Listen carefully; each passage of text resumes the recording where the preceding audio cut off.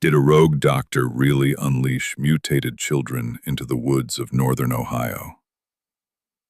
You've probably heard the legend of the Kirtland Melon Heads. The story always goes the exact same way. Sometime in the mid-20th century, a shadowy figure named Dr. Crow ran a clandestine orphanage, or an asylum, deep in the woods of Geauga County, specifically on Wisner Road. According to the myth, he performed horrific medical experiments on children with hydrocephalus, causing their heads to swell to massive proportions. Eventually, the children supposedly snapped. They overthrew Dr. Crow, burned the facility to the ground, and retreated into the surrounding forests, where they supposedly still attack parked cars today. It is a fantastic campfire story, but there is a major problem with it. I went digging through Geauga County property records dating all the way back to the early 1900s and cross-referenced them with the Ohio Department of Health's historical asylum and hospital registries. There was never an orphanage on Wisner Road. There was never a psychiatric facility, and there is absolutely zero record of a licensed physician named Dr. Crow operating anywhere in Kirtland, Ohio. So where did this incredibly specific, terrifying story actually come from? How does an entire region become absolutely convinced that feral, mutated children are wandering their local woods? To understand this, we have to look at what Kirtland, Ohio actually was in the 1960s and 70s. Today, it is a pleasant, heavily developed suburb of Cleveland. But back then, it was the literal edge of the frontier between rapid urban sprawl and deep, isolated rural darkness. Wisner Road in particular was exactly the kind of place that naturally breeds ghost stories. It was unlit, winding, heavily wooded, and mostly unpaved. It was the perfect spot for bored teenagers with fresh driver's licenses to take their cars late at night to escape their parents. And if there is one thing teenagers love more than driving out to the middle of nowhere, it is scaring the absolute life out of each other once they get there. The origins of the Melonhead myth are actually a textbook example of how local folklore evolves. You start with a creepy, isolated road. Then, you add a boogeyman. But the specific details, the large heads, the medical experiments, those didn't come from a vacuum. They were pulled from the very real, very dark history of how Ohio, and America in general, handled mental health and physical deformities in the early to mid-20th century. But here's the part nobody really talks about when they tell this ghost story. The legend didn't just appear out of nowhere. It was a distorted reflection of something very real happening in Ohio at the time. While there was no Dr. Crow in Kirtland, Ohio did have a massive, sprawling system of state-run psychiatric hospitals. Places like the Cleveland State Hospital or the Athens Lunatic Asylum were very real. And frankly, the conditions inside those real facilities during the mid-20th century were often just as horrific as anything in the Dr. Crow myth. Severe overcrowding, experimental treatments, and profound neglect were documented realities that the public was slowly becoming aware of. People living in the suburbs were acutely aware of these institutions. They were the places where society sent people it didn't want to look at, including children with severe physical and neurological conditions like untreated hydrocephalus. Hydrocephalus is a real medical condition where fluid builds up in the cavities of the brain, increasing the size of the head. Today it is treatable with a simple shunt procedure. But decades ago, children born with this condition were often institutionalized and hidden away from public view. So, you have a society with a collective guilty conscience about how it treats the vulnerable, combined with teenagers exploring dark, rural roads.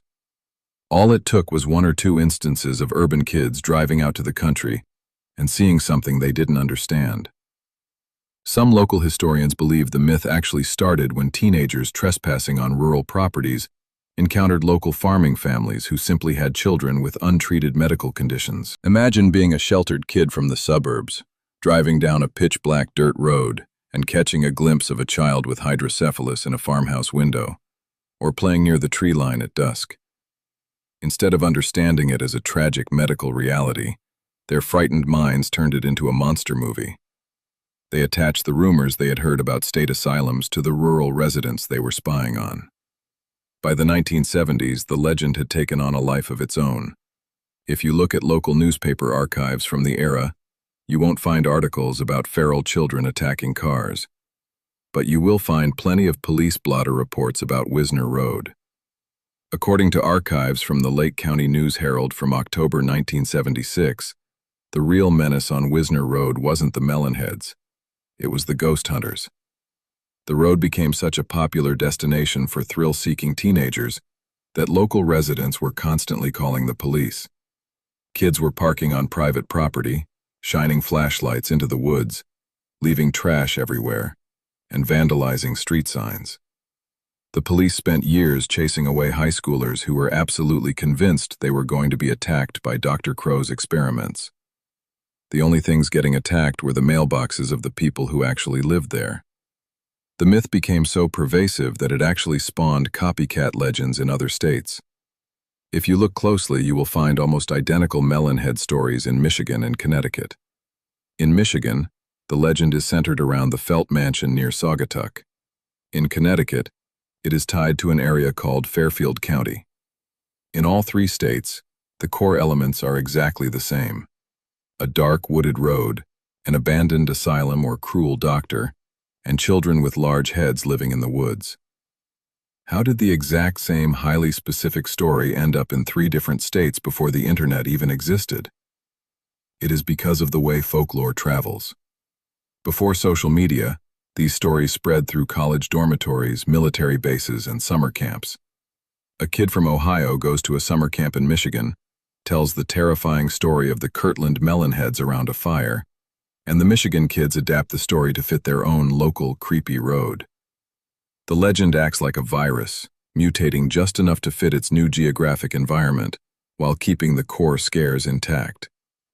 We're about to get to the part that makes this whole legend a lot more tragic than scary. When you strip away the ghost story elements, the Melonheads legend reveals a really uncomfortable truth about human nature. We use monsters to explain away things that make us uncomfortable. There was no Dr. Crow. There was no asylum burning in the night on Wisner Road. But there were thousands of forgotten children in real state institutions across the country. There were real families hiding children with physical differences because of extreme social stigma.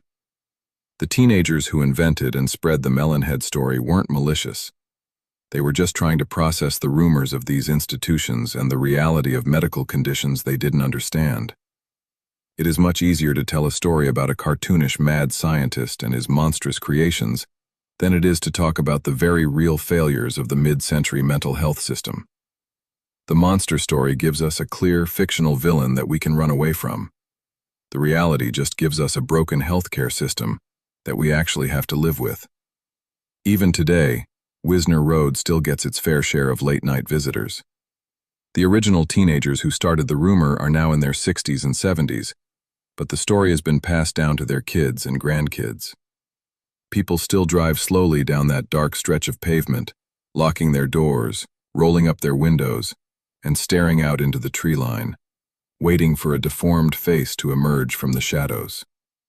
They are looking for a piece of history that never existed, while completely ignoring the real historical lessons right in front of them. It is a fascinating look at how a community can collectively agree to believe a lie, because the lie is more entertaining than the truth. It turns a dark, boring road into an amusement park ride. So why do we hold on to these local legends even after they've been completely debunked by public records? Is it just for the thrill?